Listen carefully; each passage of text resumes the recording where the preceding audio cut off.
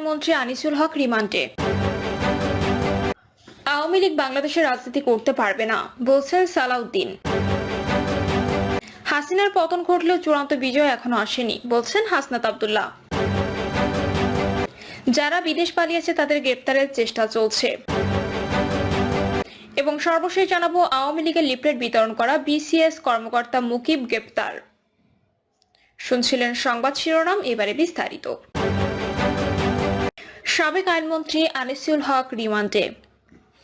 নারায়ণগঞ্জের সোনারগাঁওয়ে বৈষম্য বিরোধী ছাত্র আন্দোলনে আশিক মিয়া নামে এক শ্রমিক নিহতের ঘটনায় করা মামলায় সাবেক আইনমন্ত্রী আনিসুল হক 3 দিনের রিমান্ড মঞ্জুর করেছে আদালত। সকালে শুনানি শেষে নারায়ণগঞ্জের জ্যেষ্ঠ বিচারিক হাকিম নূর মহসিন এ আদেশ দেন।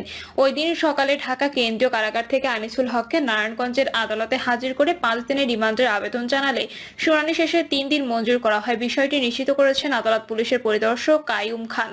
তিনি বলেন, রিমান্ড শুনানি শেষে তাকে আবার ঢাকা কেন্দ্রীয় কারাগারে পাঠানো হয়েছে। মামলার তদন্তকারী কর্মকর্তা পরবর্তী সময়ে তাকে রিমান্ডে এনে জিজ্ঞাসাবাদ করবেন। আওয়ামী লীগ বাংলাদেশ রাজনীতি করতে পারবে না বলছেন সালাউদ্দিন। আওয়ামী লীগ বাংলাদেশের রাজনীতি করতে পারবে না বলে মন্তব্য করেছেন বিএনপির স্থায়ী কমিটির সদস্য সালাউদ্দিন আহমেদ। তিনি বলেন, আওয়ামী লীগ বাংলাদেশের রাজনীতি করতে পারবে না, সেই আওয়াজ আমরা উঠাচ্ছি। আমরা আওয়ামী লীগের এই গণহত্যা ও মানবতা বিরোধী অপরাধের জন্য রাজনৈতিক সংগঠন হিসেবে বিচার দাবি করছি। তিনি বলেন, আওয়ামী লীগকে একদিকে চাবেন তারা রাজনীতিতে নিষিদ্ধ হোক, আবার আপনারা তাদের বিচার করবেন না, পুলিশ দিয়ে তাদের কর্মসূচি বাধা দিবেন। এত স্ববিরোধিতা ঠিক নয়। আমরা স্পষ্ট করে বলে দিতে চাই, বৈপ্লবিক গণ অভ্যুত্থানের মধ্য দিয়ে এই দেশের মানুষ আওয়ামী লীগকে প্রত্যাহার করেছে, আওয়ামী ফ্যাসিবাদীদের রাজনীতিকে প্রত্যাখ্যান করেছে, তাদের বিতাড়ন করেছে। আওয়ামী লীগ বিষয়ে অন্তর্বর্তী সরকারের অবস্থানের সমালোচনা করে তিনি বলেন, আপনারা আওয়ামী লীগকে রাজনৈতিক কর্মসূচি পালনের জন্য মাঠে নামতে দিবেন না। আমরা এটা সমর্থন করি, কিন্তু এইভাবে কতদিন রাজপথে পুলিশ দিয়ে ঠেকাবেন? আপনারা বলবেন নির্বাচনে আওয়ামী লীগকে চায় না, আওয়ামী লীগ রাজনীতি করতে পারবে না, কিন্তু কি পদক্ষেপ নিচ্ছেন? আইনি কোন পদক্ষেপ কি এই সরকার নিচ্ছে? আওয়ামী লীগের বিরুদ্ধে ব্যবস্থা নেওয়ার দাবি জানিয়ে সালাউদ্দিন আহমেদ বলেন, আমরা বলেছিলাম সংবিধানের 47 অনুচ্ছেদ অনুসারে রাজনৈতিক সংগঠন হিসেবে আওয়ামী লীগের বিরুদ্ধে গণহত্যা এবং মানবতা বিরোধী অপরাধের জন্য বিচারের ব্যবস্থা করা হোক। সে অনুযায়ী আন্তর্জাতিক অপরাধ ট্রাইব্যুনালের আইন সংশোধন করার দাবি জানিয়েছেন বিএনপির এই নেতা। বলেন, কেউ কেউ বলতে শোনা যাচ্ছে আন্তর্জাতিক অপরাধ আদালতে যাদের বিচার হচ্ছে সেই বিচারে হয়তো অবজারভেশন আসবে। আওয়ামী লীগের রাজনীতির বিষয়, সেটা অত্যন্ত দুর্বল অবজারভেশন হবে। তখন আপনাদেরকে প্রশাসনিক আদেশ দিতে হবে, আইন প্রণয়ন করতে হবে সেই অবজারভেশনের তিরিখে। এখন যদি আপনারা সোচ্চার হন বিচারের জন্য, বাংলাদেশের মানুষে বাংলাদেশের ফাঁসিবাদী রাজনীতির একদম নির্মূল হয়ে যাক, সেই ব্যবস্থা আপনারা নিতে পারেন। বিএনপির স্থায়ী কমিটির এই সদস্য আরো বলেন, নির্বাচনমুখী সংস্কারের জন্য যে সমস্ত সংস্কার স্বল্প মেয়াদে সংস্কার করা দরকার সেগুলো চিহ্নিত করুন, সকল মহলের সঙ্গে আলোচনা করুন, সেগুলোর আইনি সংস্কার করুন। আইনি সংস্কারের পর যদি প্রাতিষ্ঠানিক সংস্কারের প্রয়োজন হয় সেটা করবেন। সেজন্য কত সময় লাগবে সেটা আমরা জানি। হাসিনার পতন ঘটলেও চূড়ান্ত বিজয় এখনো আসেনি বলছেন হাসনাত আব্দুল্লাহ। বাংলাদেশ থেকে ফ্যাসিবাদী শেখ হাসিনা সরকারের পতন ঘটলেও এখনো চূড়ান্ত বিজয় আসেনি বলে মন্তব্য করেছেন বৈষম্য বিরোধী ছাত্র আন্দোলনের আহ্বায়ক হাসনাত আব্দুল্লাহ। তিনি বলেছেন, আমরা পুরো ফ্যাসিবাদী রাষ্ট্র ব্যবস্থার মধ্যে শুধু হাসিনা এবং গণভবনের পতন ঘটাতে পেরেছি, কিন্তু গণভবনের সঙ্গে রাষ্ট্র উপাদানের অন্যান্য যে বিষয়গুলো রয়েছে সেগুলোর বিলোপ ঘটাতে পারেনি এবং এই ভূখণ্ডের মানুষের দীর্ঘদিনের লড়াইয়ে চূড়ান্ত বিজয় অর্জন করতে পারেনি। হাসনাত আব্দুল্লাহ বলেন, আমরা শেখ হাসিনার নেতৃত্বে গড়ে ওঠা আওয়ামী ফ্যাসিবাদী সরকারের পতন ঘটিয়ে ছাত্র জনতার সরকার প্রতিষ্ঠা করেছি। একই সঙ্গে আমরা ফ্যাসিবাদী আওয়ামী লীগকে হরাতে সক্ষম হলেও আমাদের রাষ্ট্র কাঠামোতে বিদ্যমান ফ্যাসিবাদী যে উপাদানগুলো রয়েছে সেগুলো সম্পূর্ণ বিলোপ ঘটেনি। গণঅভ্যুত্থানে আমাদের এক দফা ছিল ফ্যাসিবাদের বিলোপ, নতুন রাজনৈতিক বন্দোবস্ত, নতুন রাষ্ট্র কাঠামো গঠন, গণতন্ত্রকে প্রাতিষ্ঠানিক রূপ দেওয়া এবং সাম্য, মানবিক মর্যাদা ও সামাজিক সুবিচারা বাংলাদেশ গড়ার জন্য এখনো আমাদের কাজটি অসমাপ্ত রয়ে গেছে। তিনি বলেন, এই ভূখণ্ডের মানুষ 1947 সালে পাকিস্তান আমলে, 1971 এর মহান মুক্তিযুদ্ধ এবং 1990 এর গণঅভ্যুত্থানের মধ্য দিয়ে সবসময় একটি জুলুম এবং শোষণহীন সমাজ ও রাষ্ট্র ব্যবস্থার আকাঙ্ক্ষা মানুষ ব্যক্ত করেছে। কিন্তু দুঃখজনক বিষয় হলো আমাদের বিদ্যমান যে রাজনৈতিক কাঠামো এবং দলগুলো রয়েছে তারা মানুষের আশা আকাঙ্ক্ষাকে ধারণ করতে ব্যর্থ হয়েছে।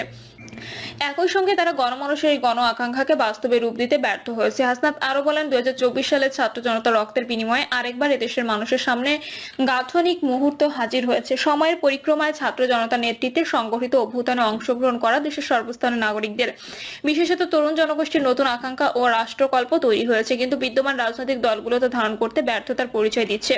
ফলে অভ্যুত্থানের শক্তি ছাত্র তরুণরা অভ্যুত্থানের মধ্য দিয়ে সৃষ্টি হওয়া নতুন আকাঙ্ক্ষা ও রাষ্ট্রকল্পকে ধারণ করে বাংলাদেশের ফ্যাসিবাদ বিরোধী জনতাকে সঙ্গে নিয়ে একটি রাজনৈতিক দল গঠনের উদ্যোগ নিয়েছে। বৈষম্য বিরোধী ছাত্র আন্দোলনের এই আহ্বায়ক বলেন, আমাদের এই রাজনৈতিক দলটি যেন নির্দিষ্ট একটি শ্রেণী না হয় এবং নির্দিষ্ট একটি আদর্শের না হয়ে যায়, এটি যেন সমাজের সব স্তরের কণ্ঠস্বর হয়।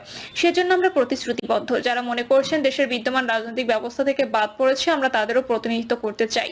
আমরা সব নাগরিকের কথা শুনতে চাই, আমরা সবার আকাঙ্ক্ষা ধারণ করতে চাই। যারা বিদেশ পালিয়েছে তাদের গ্রেপ্তারের চেষ্টা চলছে। অন্তর্বর্তীকালীন সরকারের স্বরাষ্ট্র উপদেষ্টা লেফটেন্যান্ট জেনারেল জাহাঙ্গীর আলম বলেছেন, আন্তর্জাতিক অপরাধ ট্রাইব্যুনালে যাদের বিরুদ্ধে গ্রেপ্তারি পরোয়ানা জারি করেছে তাদের অনেককে আমরা ধরেছি।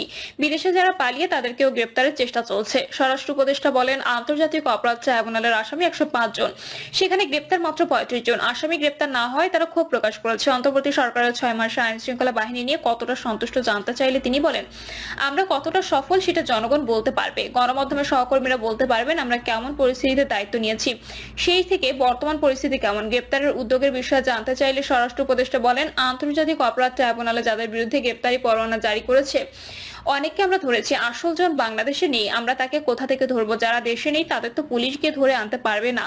এটা এক্ষেত্রে আমরা চেষ্টা করেছি। পার্শ্ববর্তী দেশের সঙ্গে একটি চুক্তি আছে, সেইভাবে তাদের আনার কাজ চলছে।